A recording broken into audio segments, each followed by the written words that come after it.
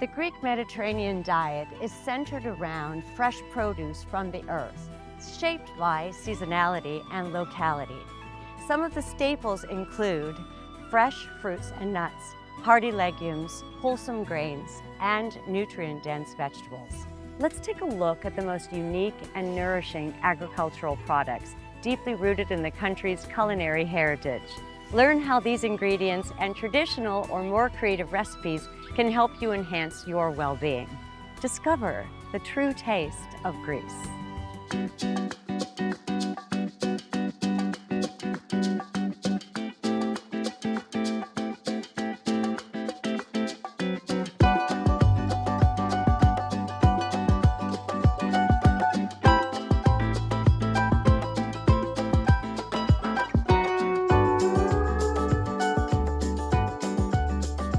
Στα σύνορα με τη Βουλγαρία, 47 χιλιόμετρα έξω από τη Δράμα, βρίσκεται το Κάτω Νευροκόπη.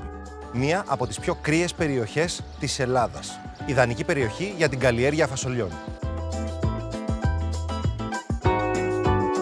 Εδώ, στους έφορους κάμπους της Δράμας, όπου οι ψυχροί άνεμοι του Φαλακρού όρους συνδυάζονται με τα ζωογόνα νερά του ποταμού Νέστου, δημιουργείται ένα μοναδικό μικροκλίμα που ευνοεί την καλλιέργεια των πιο εκλεκτών καρπών. Στο Κάτω Νευροκόπη, οι άνθρωποι της περιοχής καλλιεργούν με μεράκι τα φασόλια γίγαντες ελέφαντες Κάτω Νευροκοπίου. Χαρακτηρίζονται από τη μεγάλη διάμετρο, την πλούσια γεύση και τη βουτυρένια υφή, προσφέροντας μια ανεπανάληπτη γευστική εμπειρία που φέρνει στο τραπέζι την αυθεντικότητα και την παράδοση του τόπου. Τασούλα, βρισκόμαστε στο δροσερό Παγωνέρι που ανήκει στο Δήμο Κάτω Νευροκοπίου. Είναι ένας παραδοσιακός οικισμός, πάρα πολύ όμορφος. Ναι. Από πού πήρε το όνομα του το χωριό? Από τις κάτω βρύσες που έχει παγωμένο νερό, έξω και το Παγωνέρι. Από εκεί είναι το νερό που θα χρησιμοποιήσουμε? Από εκεί είναι το νερό, από τις βρύσες. Εξαιρετικά. Τι θα κάνουμε τώρα σήμερα? Φασόλια ελέφαντες, γλυκό του κουταλιού. Είναι πριν τα μουλιάσουμε. Εδώ είναι πριν τα μουλιάσουμε. Έχουν νεφροειδές σχήμα, ναι, και είναι πιο λευκά όταν... Και εδώ? Και εδώ είναι τα βρασμένα φούσει, τα φασόλια. Ναι. Διπλασιάζεται σε όγκο.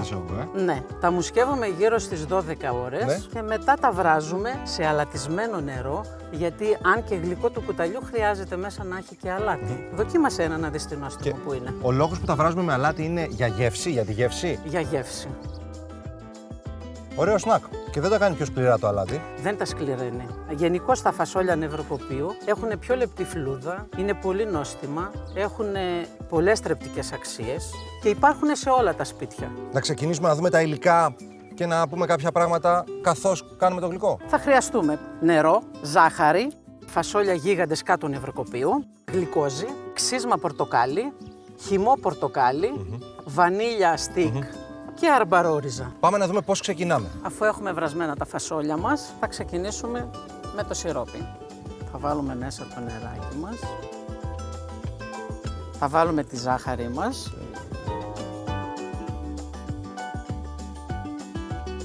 Ξύσμα πορτοκάλι.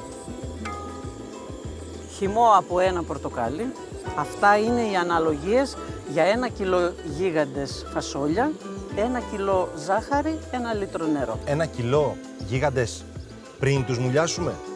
Όχι, μουλιασμένοι και βρασμένοι. Λοιπόν, θα βάλουμε βανίλια στικ, που την έχω ήδη εγώ τριμμένη, αρμπαρόριζα, είναι το πιο ωραίο μυρωδικό. Το αφήνουμε να βράσει περίπου 40 λεπτά. Ωραία. Για να δέσει το σιρόπι. Ωραία.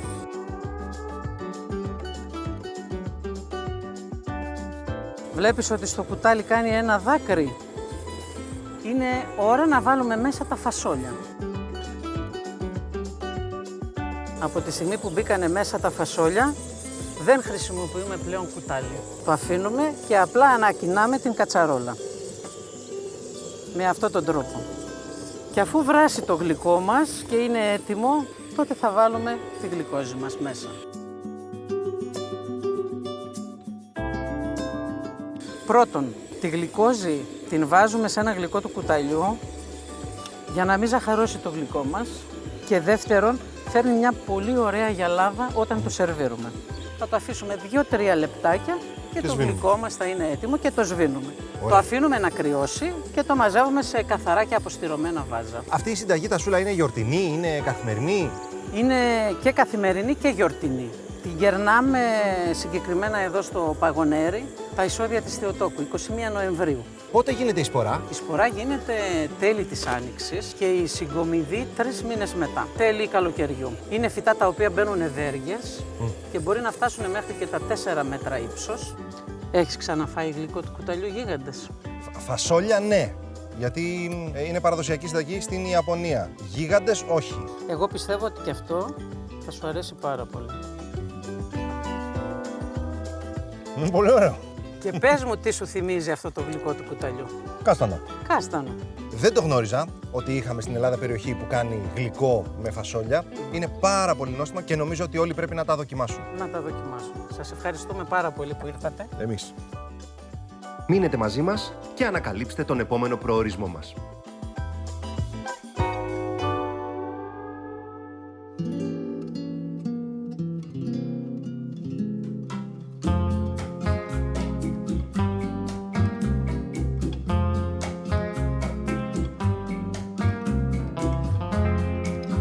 Βρίσκομαι στους Ψαράδες, έναν ορεινό παραδοσιακό οικισμό της Φλόρινας, στη νότια όχθη της Μεγάλης Πρέσπας.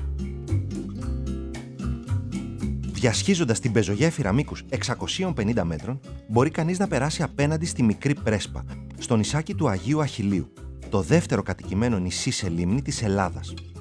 Εδώ βρίσκεται ένα από τα σημαντικότερα βυζαντινά μνημεία της χώρας, η ερειπωμένη πια Βασιλική του Αγίου Αχιλλείου, που χτίστηκε τον 10ο αιώνα. Εξίσου εντυπωσιακό είναι και το ασκηταριό της μεταμόρφωσης του Σωτήρος, καθώς και οι βραχογραφίες που απεικονίζουν την Παναγία.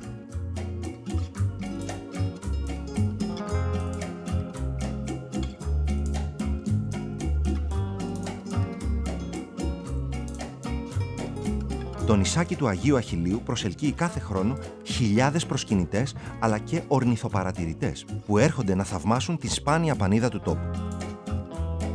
Εγώ όμως ήρθα εδώ για τα διάσημα φασόλια γίγαντες ελέφαντες Πρεσπών και θα πάω αμέσως τώρα να τα δοκιμάσω σε μια νόστιμη τοπική συνταγή. Γερμανέ, τι κάνεις? Καλά, καλώς ήρθατε. Καλώς σας βρήκαμε. Λάζαρε. Χαίρετε, καλώς όρισες. Καλώς σας βρήκα, καλώς σας βρήκα. Πού βρισκόμαστε και τι έχουμε πίσω μας? Λοιπόν, βρισκόμαστε στις Πρέσπες, στο χωριό Ψαράδες. Πίσω μας υπάρχει μεγάλη πρέσπα. Τι προσφέρει η λίμνη στο συγκεκριμένο υλικό? Η λίμνη ποτίζει εισαγωγικά τα φασόλια. Δεν υπάρχει περίπτωση να πάρει κάποιος επισκέπτης φασόλια από την πρέσπα και να μην είναι βραστερά. Δώστε μου έναν τίτλο για τη συνταγή, για το πιάτο που θα κάνουμε και να δούμε ένα-ένα τα υλικά. Φασόλια ταβά, γίγαντες στο φούρνο με λουκάνικο.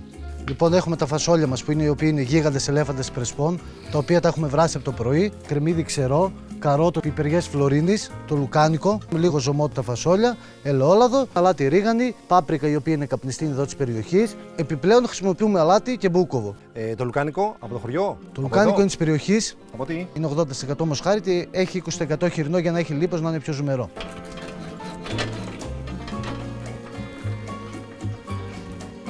Οπότε περνάμε το λουκάνικο χοντροκομμένο από το τηγάνι. Αφότου το τσιγαρίσουμε εδώ πέρα, το ξαναπροσθέσουμε στη συνέχεια μαζί με τα φασόλια. Είπες, Λάζαρε, ότι αν είναι φρέσκια σοδιάς. Βέβαια, άμα είναι φετινή σοδιά, τι περσινή σοδιά. Δεν χρειάζονται μουλιάσμα. Αυτό είναι το ιδιαίτερο που έχουν τα φασόλια Πρεσπών. Η συγκομιδή γίνεται στην ουσία από τέλη Οκτωβρίου μέχρι τέλη Νοεμβρίου. Αν είναι καλός ο καιρός, είναι ευνοϊκός, δηλαδή ας πούμε έχουμε τελειώσει. Στο ταψάκι μας τσιγαρίζουμε το κρεμμύδι.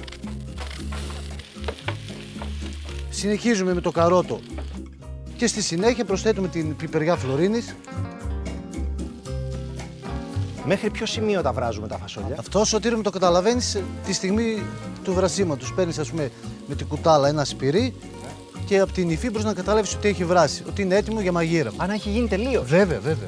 Άρα στην ουσία μετά στον ταβά απλά θα ενώσουμε όλα αυτά τα πράγματα μαζί. Δεν θα Βέβαια. Ερώτηση. Αλάτι έβαλες στο νερό που τα έβρασες? Όχι.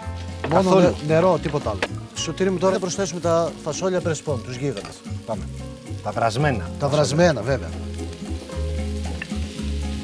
Λοιπόν, ανακατεύουμε για να ομογενειοποιηθεί τα υλικά να πάνε παντού. Στη συνέχεια προσθέτουμε το ζωμό. Είναι για να μην σφίξουν τα φασόλια. Όχι, για να είναι πιο ζουμερά. Για να έχουν πιο πολύ ζουμί την ώρα που τα τρως. Σωτήρη, βάζουμε το λουκάνικο. Άρα τώρα μπαίνει το λουκάνικο. Γερμανέ, είναι η παραδοσιακή συνταγή αυτή? Ναι, είναι παραδοσιακή συνταγή. Ποια άλλη παραδοσιακή συνταγή θυμάσαι με ελέφαντες Πρεσπών? Μέχρι και πίτα από φασόλια. Φασολόπιτα. Βέβαια.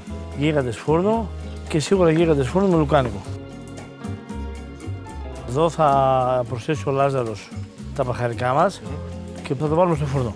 Ξεκινάμε με το αλάτι μας. Θα συνεχίσουμε με την πάπρικα. Εγώ χρησιμοποιώ και δυόζωμα αποξηραμένο.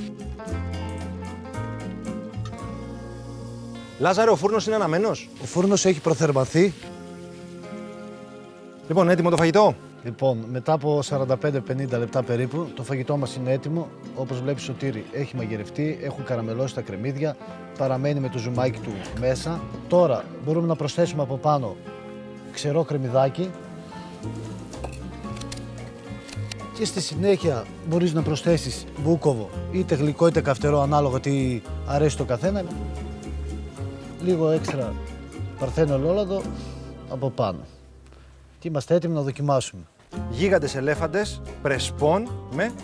Με λουκάνικο στο φούρνο, νταβά.